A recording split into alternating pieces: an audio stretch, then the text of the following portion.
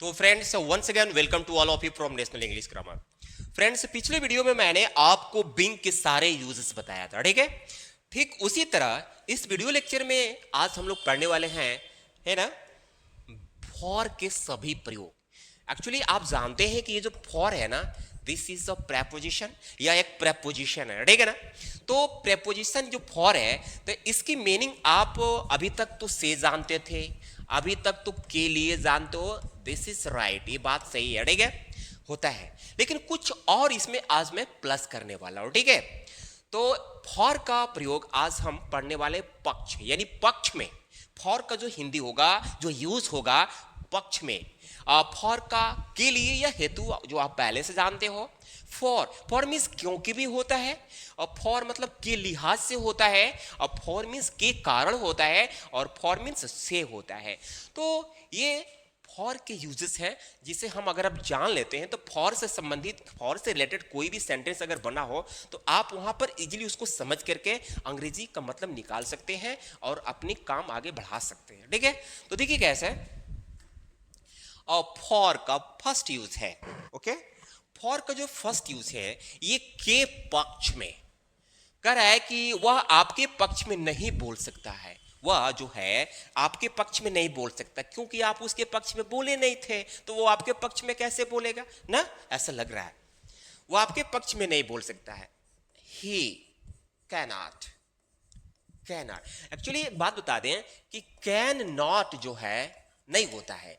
Can के साथ जो नॉट हम लगाते हैं तो उसको सेपरेट करके नहीं, अलग करके नहीं, हम कैन नॉट नहीं बोलते हैं ना, लिखते हैं, इसको एक साथ लिखा जाता है, कैन नॉट होता है, ठीक है। तो this one is right, this one is correct.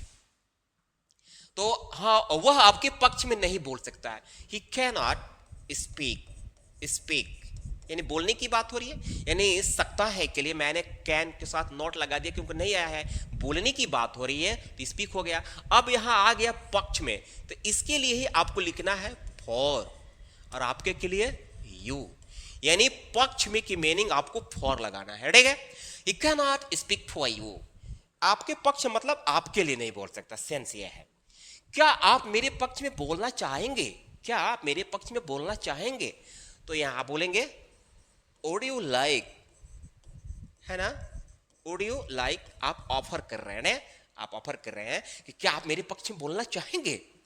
Would you like to speak, to speak पक्ष में, फॉर मेरे यानी me, would you like to speak for me, would you like to speak for me, क्या आप मेरे पक्ष में बोलना चाहेंगे। तो फ्रेंड ये रहा फॉर का फर्स्ट यूज। सेकेंड यूज क्या बोलता है, फॉर का जो सेकेंड यूज है के लिए या हेतु, हेतु या के लिए। जैसे आपको अब अपने परिवार के लिए सोचना चाहिए, यानी कोई व्यक्ति है जो अपनी फैमिली के बारे में नहीं सोचता है, खाता पीता रहता है, अपने टाइम को वेस्ट करता है, ड्रिंकिंग करता है, तो कोई उसे बोल रहा है कि देखो अब आपको अपनी फैमिली के लिए सोचना चाहिए, फैमिली के लिए या फैमिली हेतु सोचना चाहिए। तो इसके लिए आप बोलने वाले हैं, इंग्लिश में कैसे बोलेंगे, यू चाहिए, सजेशन दिया जा रहा है, सलाह दी जा रहा है, यू शुड, ठीक है ना, सोचने की बात हो रही है, थिंक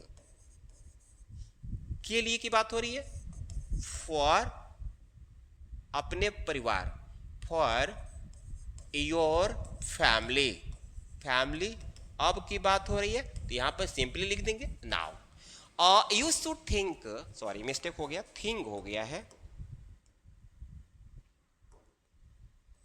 थिंक, ठीक है, you should think for your family now, ठीक।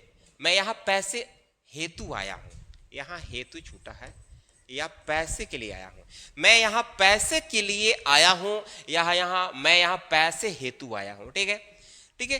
तो मैं यहां पैसे हेतु आया हूं, तो क्या बोलेंगे आई, ये टेंस कौन सा है भाई, प्रेजेंट परफेक्ट टेंस है, जिसके लास्ट में चुका है, चुकी है, चुके हैं, ली है, लिया है, दी है, दिया है, या हूं, इस तरह के वर्ड आते हैं तो उसे हम प्रेजेंट परफेक्ट बोलते हैं, ठीक है। तो मैं यहां पैसे हेतु आया हूं, प्रेजेंट परफेक्ट में हैव लगता है, आई हैव कम हेयर, क्यों आया हूं, पैसे हेतु यानी for money, take I have come here for money. Yes, आप बोलेंगे आज के बाद से बोल सकते हैं I have come here for money.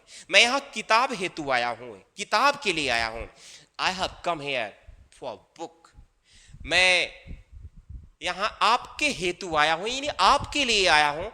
I have come here for you. ठीक, तो ये रहा फॉर का second use and we are going to see here the third use of for. मैं तुमसे बात नहीं करना चाहता हूं क्योंकि तुम दो बार तुम हो गया है, क्योंकि तुम 420 हो। 420 हो मतलब धोखेबाज हो, चीटर हो, ठीक है ना।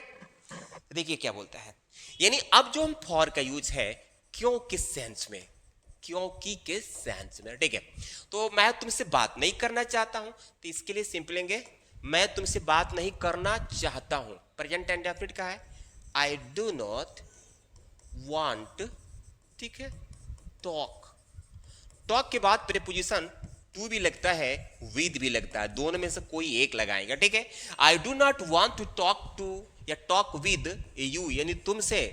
अब यहां लगाएंगे कॉमा, क्योंकि यानी फॉर तुम 420 हो, यू आर यू आर 420, ऐसे सिंपली बोल सकते हैं। I do not want to talk, आज स्कूल नहीं जाऊंगा क्योंकि मुझे कहीं जाना है, ठीक है। मैं आज जो है स्कूल नहीं जाऊंगा क्योंकि मुझे कहीं जाना है। तो मैं यानी आई आज स्कूल नहीं जाऊंगा, आज की बात हो रही है। तो जब प्रेजेंट की बात होगी तो उसमें वुड का यूज किया जाता है। अगर ये बात होती कि कल नहीं जाऊंगा तो यहां पर विल का यूज किया जाएगा। आई would not go to school today, comma, क्योंकि, क्योंकि लिए यहां लिखेंगे फॉर, मुझे कहीं जाना है, मुझे यानी I have to go somewhere, somewhere, कब जाना है, मुझे कहीं जाना है, यानी आज की बात हो रही है। मैं आज स्कूल नहीं जाऊंगा क्योंकि मुझे कहीं जाना है। I would not go to school today for I have to go somewhere. For के बदले आप बिकॉज का भी प्रयोग करेंगे, लेकिन बिकॉज का प्रयोग करेंगे तो यहां से कॉमा हटाना पड़ेगा। जैसे I would not go to school today because I have to go somewhere. तो फ्रेंड्स ये रहा फॉर का यूज क्योंकि किस सेंस में। अब जो इसका लास्ट जो इसका फोर्थ यूज है के लिहाज से, यानी फॉर का जो यूज है के लिहाज के सेंस में। जैसे आप अपने उम्र के लिहाज से ज्यादा जवान हैं, आप किसी को बोल रहे हैं कि देखिए आप अपने उम्र के हिसाब से अपने लिहाज से ज्यादा जवान है, ठीक है।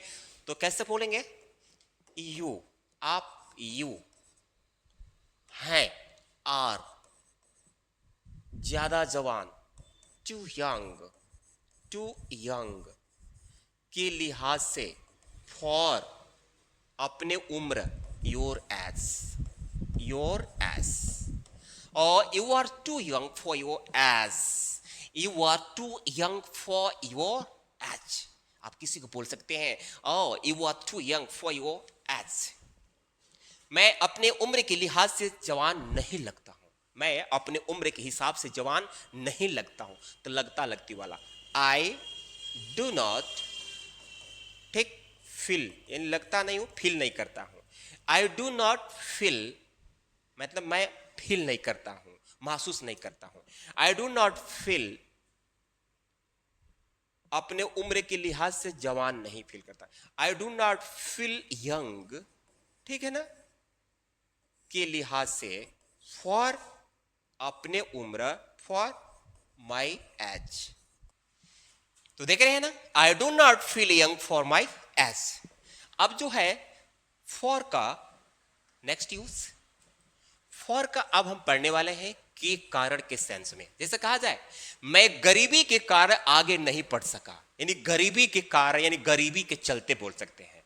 गरीबी के कारण यानी गरीबी के चलते, तो ये पढ़ नहीं सका, सका सकी सके, कैसे बोलेंगे, आई कुड नॉट,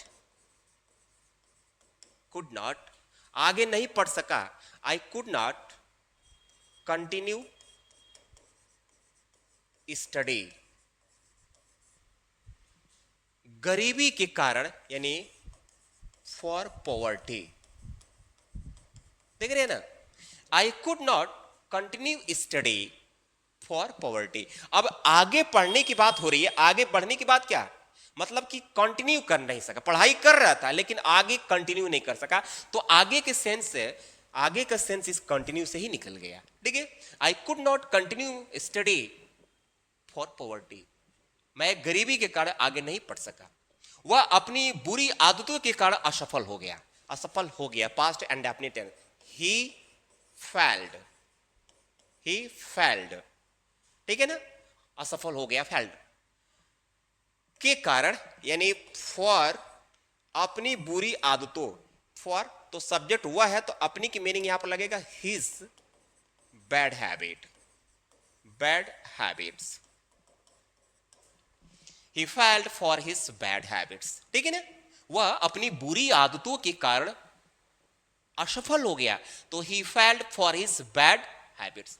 अब रहा फॉर का लास्ट यूज। ओके, फॉर का लास्ट यूज है यानी अनिश्चित समय के लिए, मीन्स पीरियड ऑफ टाइम। जब आप पढ़ते हैं present perfect continuous tense, past perfect continuous tense, future perfect continuous tense, तो आप उसमें आपको टीचर बताते हैं कि बेटा निश्चित समय के लिए सिंस का यूज करना है, अनिश्चित समय के लिए फॉर का यूज करना है। तो वही बात यहां पर मैं बता रहा हूं। मैं 4 दिनों से यहां ठहरा हूं, मैं 4 दिनों से, यानी 4 दिनों से यहां ठहरा हूं, लेकिन फिक्स नहीं है 4 दिन से ठहरे हो तो कितने बजे से ठहरे हो, हैं आप तो घड़ी देखकर बैठे नहीं थे।